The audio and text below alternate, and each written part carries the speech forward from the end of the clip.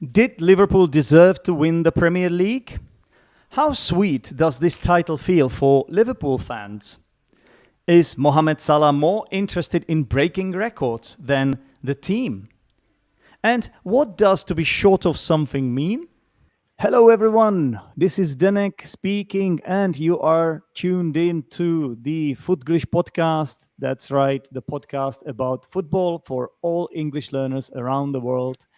And today we are going to talk about Liverpool, who have just won the Premier League title in season 24-25. And here with me in the studio is none other than Paul himself, the Liverpool fan, the friend of the podcast. Welcome back, Paul. And first of all, congratulations. Thank you, Zdenek. Yes, come on, Liverpool, champions 2025. I'm happy about this. Of course you are. Big celebrations yesterday. Yeah. Yeah. Let me just check something quickly. Sorry, Okay. I wasn't sure I'm using my best microphone. Is the sound okay, Paul?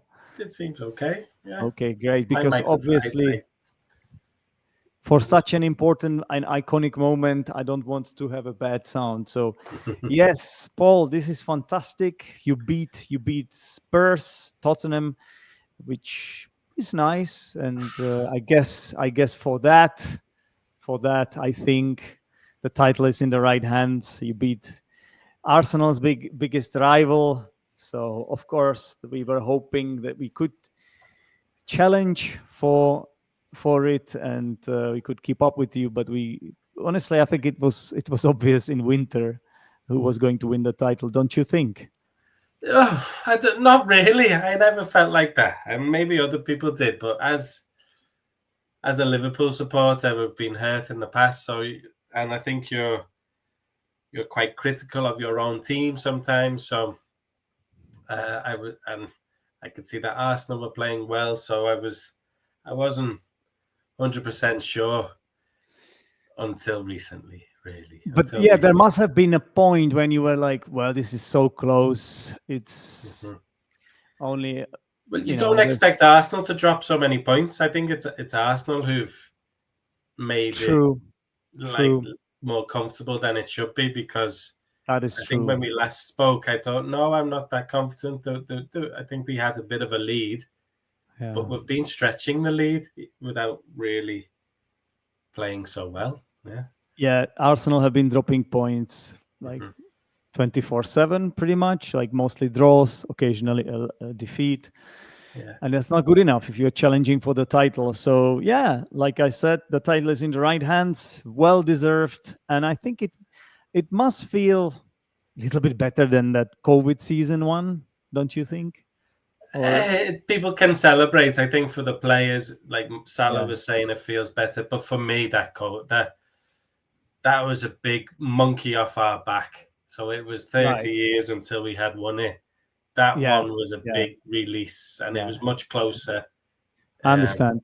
But this one must be also great because because nobody kind of expected it as well. I don't think you were among the favorites to win at the beginning of the season, especially because everybody was talking about the fact that Jurgen Klopp had left the club and now it's like a rebuild little bit, right? A new coach. But lo and behold, you are the champions and by a country mile. No one could match. He has been so good. Arne Slot, wow. Honestly, every interview from the day he walked in has been spot on. Like I enjoy listening to him. He gives a real insight into the match. It's always calm. He's really humble. And I think what he's done, he's tweaked things. He's changed a few things with how we play, but he's demanded, I think, a really high standard. I think that he said, like, the number one thing that he demands is work rate.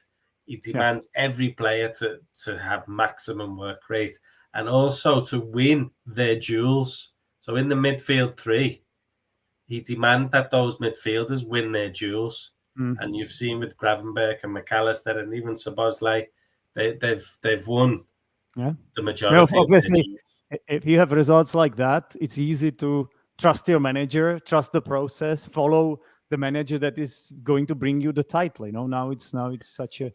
He has won everyone over, the fans. He has really slotted in well. Remember how we said that at the beginning of the season? I think you came up with that one first, Zdenek. Yeah. Slotted in really well, right? Didn't he? Like his first season at Liverpool, the first title, making himself immortal, you could say. And who would have thought that he would be a better coach than Jurgen Klopp, who seemed a bit burnt out? Yeah, I think.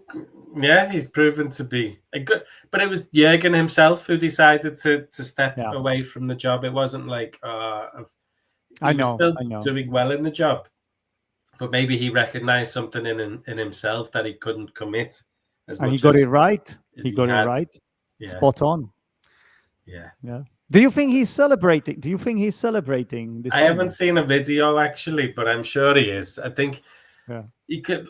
I watched that speech what he gave when he left last year again, and that was incredible.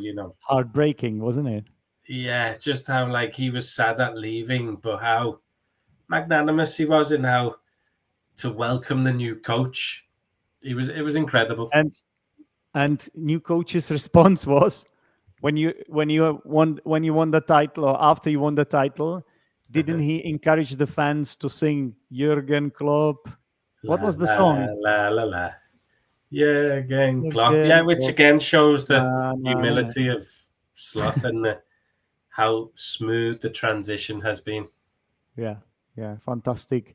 So I don't know if we can say a few things about this game against Tottenham, which you won 5-1, very convincing manner. I think you went 1-0 down, didn't you? Yeah, we did, from a silly corner that we gave away. Tottenham scored. But yeah, I never expected Tottenham to win, even when we went 1-0 down, to be honest. Yeah.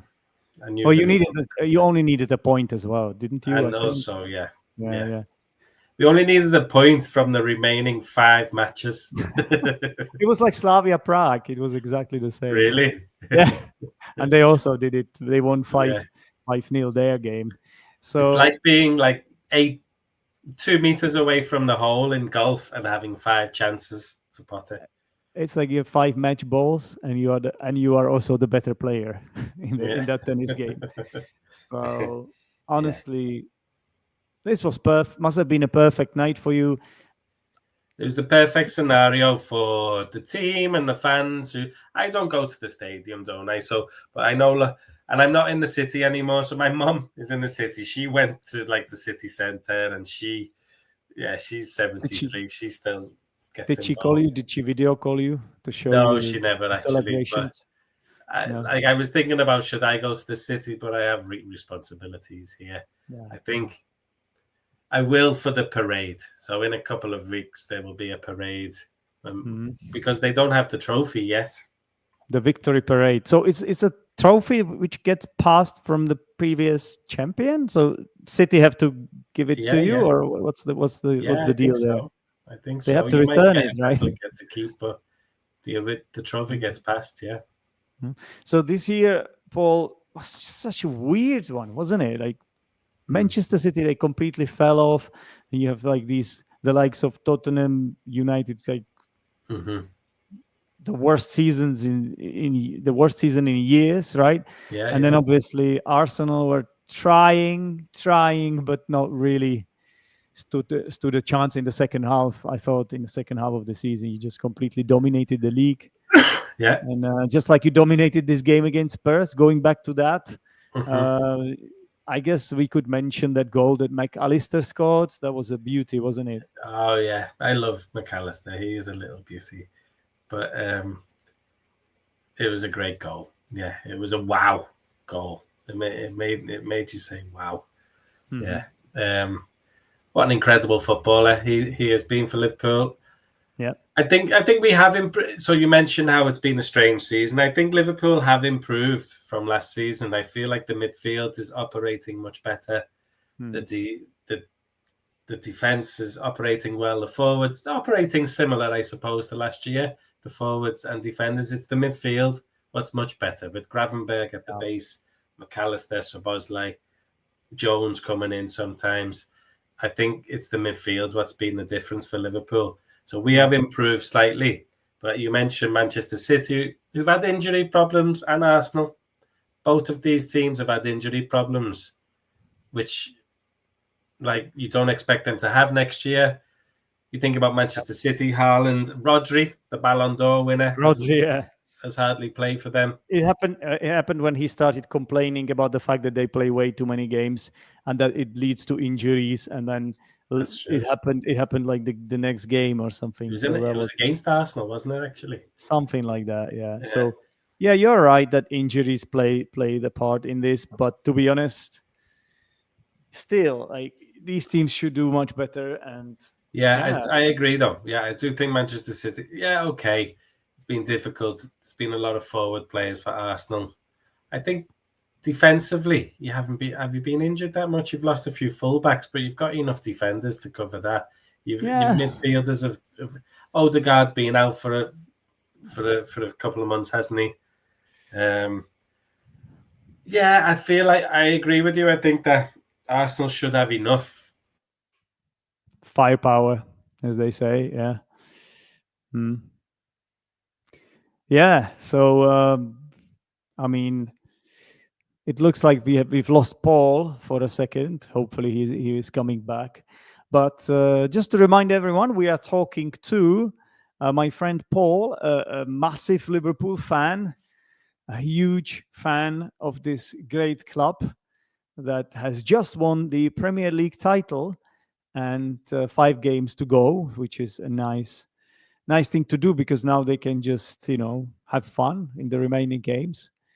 And they won 5-1 against Tottenham Hotspur, against the Spurs, as we call them. And I also wanted to ask Paul about Mohamed Salah, who scored one of the goals.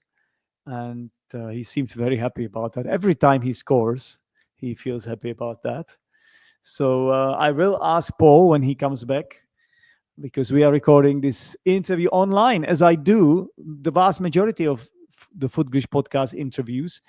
The advantage of that is that we can then put it on the YouTube channel, on the Teacher Zdenek YouTube channel. So if you are an audio listener, you also have the chance to watch us talk about football on this YouTube channel. But I have also done about 2 or 3 episodes in real life. Yeah, like offline, you could say. So yeah, so the online usually is reliable, apart from a few moments, and this is one of those. I think we do have a little issue.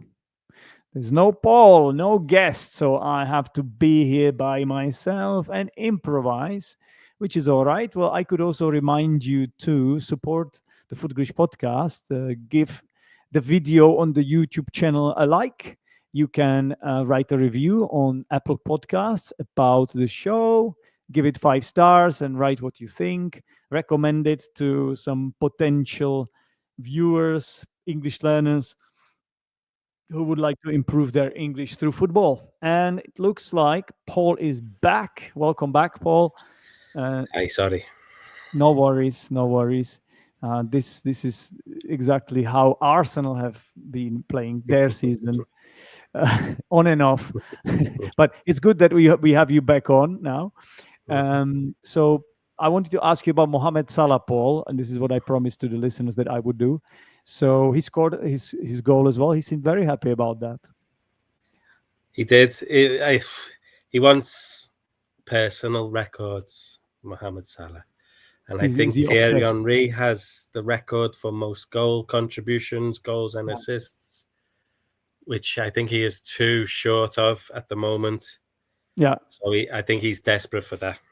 Do you think he's a bit too obsessed? Do you think this could be sort of disruptive for the team? If a player is chasing these personal accolades, could it be disruptive? It could be, couldn't it? I think most teams do it. If somebody is going for the golden boot, most teams do kind of look for that player to try and help him with win the golden boot. Right. But I think it won't disrupt Liverpool and Salah so much because we've won the league, but also it's assists as well. So you could see it's not. He doesn't have to score.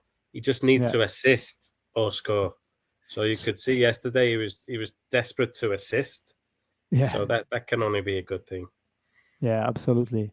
But now that means that he will play the remaining games, because sometimes when the title is decided, what the coaches can do is try some new players or give the opportunity to some youngsters. But No, I think Salah won't let anyone in, right? True. And Chiesa, who has hardly played because of that, because it's Diaz and Gakpo on the left. Yeah. Chiesa's hardly played because Salah is going for records, and so keep him in your fancy football team. Yeah, he's my captain, of course. So what about his contract then? Is there a chance he will stay, or has it already been decided? Sorry, it's already decided. He's staying. Van Dijk is staying. Sorry, I haven't contracts for both of them. I haven't been clued in on that one. So they've both staying. Signed. So how long did Salah sign a contract for? 2 years. Well, that's nice, right? Considering his age, that's quite nice. Yeah, I think it's good for both of them and good for Liverpool as well. I think. Yeah, of course. Van Dijk has 2 more years. Salah has 2 more years, definitely, maybe even more. And Trent? Trent's going. Yeah. To Spain or where? Trent's going, yeah. Did you say rat? Yeah, I'm not happy about that, Zdenek. So you say rat. That means you think he betrayed Liverpool. Yeah, I think he has. I can't begrudge someone. He's 26, I think. He going to Spain and playing for a football team in Madrid, which is an amazing city, for an amazing club. I cannot begrudge him doing that. Well, I can, because I'm calling him a rat. But he is a local lad. He's wanted to captain the team. I feel like Real Madrid are Liverpool's rivals. Yeah, that is true. That is true. Like, Arsenal, Manchester City, but Real Madrid just as much as those teams. Yeah. And he's going to our rival. Yeah, like Liverpool fans hate Real Madrid, really, because of how they've beaten us in a couple of finals recently. So, and he's known about this. He's known for over a year. I'm going to run my contract down. I don't think Real Madrid would pay a fee. They don't pay a fee for players like Mbappe. They got for free. So they've said to him, listen, run your contract down. We'll have you. Is their way to do it, yeah. It's pretty clever, to be honest. Clever business from them. It's clever business from them. And I suppose for the player, because they get the signing on fee. They get like, 20, 30 million signing on fee. Of course, the player does, right? So it's very beneficial to them as well. You say he's a rat, but at least he's leaving on a high, right? He's leaving with a title. That's kind of, he will always be part of the team, right? The legend. Like, will he have a legend status or not? No. Salah will, right? That's for sure. Salah will. Yeah. Van Dijk will. What about Darwin Núñez? Didn't he miss another sitter in this game? He did, didn't he? He's going. I think he's going. I think he'll be in the Saudi league. I think Saudi tried to buy him in January, and it never happened. I think we wanted to keep him just in case of injuries. I think he will go to the Saudi league this summer. Okay. Do you think they have wider goals there in Saudi Arabia? That might help him, That might actually do some good to him. It's decision making, isn't it? Like, he has some good attributes, but that chance the other day versus Spurs, you thought, okay, you knew in his head he's thinking, I've got to pass it to Salah, I've got to pass it to Salah, I've got to pass it to Salah. But saying that, so his decision making was okay. Passing to Salah is okay. But the execution, it was just a terrible pass. Not the best. Yeah. I had a lesson today. I was teaching my private student. I teach one student from Belarus, of all countries.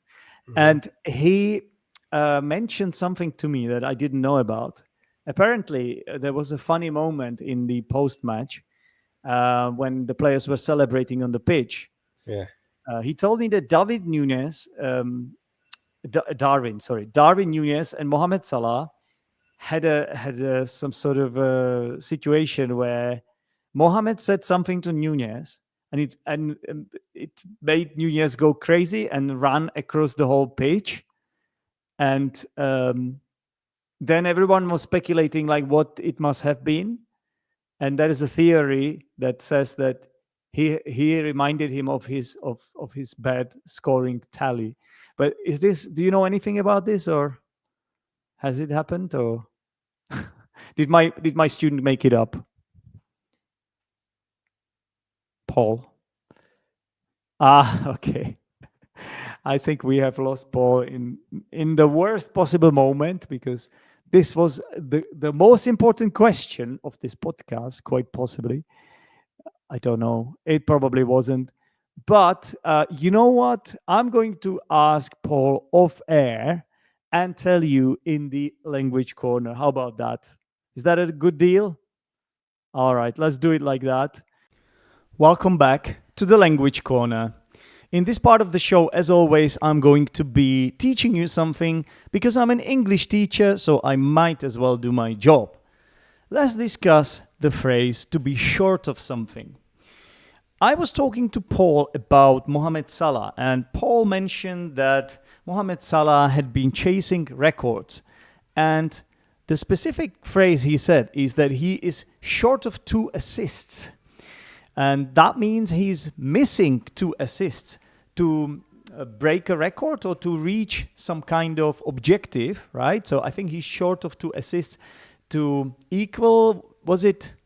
I can't remember exactly who. It was maybe Kevin De Bruyne or someone like that. But if you are short of something, it means you only need something to get something else. So you are short of 2 assists. It means you only need 2 assists to do it.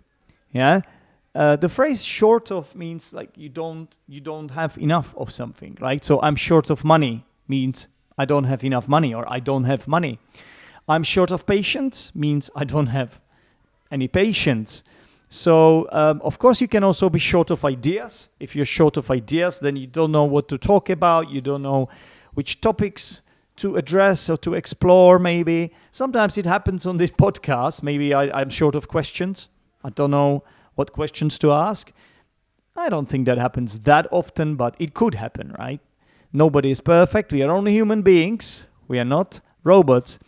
And perhaps I'm sometimes short of likes on the YouTube channel. So that's why I would like to encourage you to go there and help me out. Click the like button on the YouTube channel if you're watching this as a video.